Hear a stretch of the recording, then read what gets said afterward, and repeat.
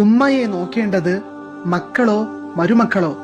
ഇന്നത്തെ കാലത്ത് ഏത് വീട്ടിൽ നോക്കിയാലും ഈ ടോപ്പിക്കാണ് കേൾക്കുന്നത്.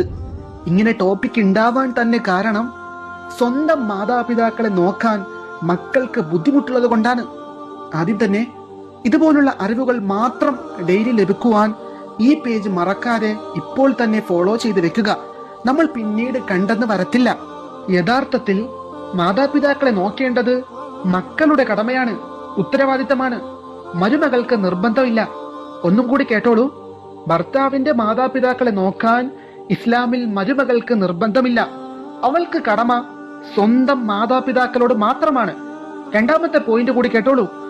ഭർത്താവിന്റെ മാതാപിതാക്കളെ മരുമകൾ സ്നേഹത്തോടെ നോക്കിയാൽ അതിന് വലിയ പുണ്യം കിട്ടും. പക്ഷേ നിർബന്ധിപ്പിക്കാൻ പാടില്ല. നിർബന്ധമുള്ളത് സ്വന്തം മക്കൾക്ക് മാത്രമാണ്. എന്നാൽ ഇന്ന് പല വീടുകളിലും എന്താണ് നടക്കുന്നത്? എല്ലാവരും പറയും, മരുമകൾ നോക്കട്ടെ, നീ നോക്ക്, അവൾ നോക്ക്, അങ്ങനെ പറഞ്ഞ് ലേലം വിളിയാണ്. എന്തിനു വേണ്ടിയിട്ട്? കഷ്ടപ്പെട്ട് പോറ്റി വളർത്തിയ സ്വന്തം ഉമ്മാനെയും ഉപ്പാനെയും നോക്കാൻ വേണ്ടിയിട്ട്.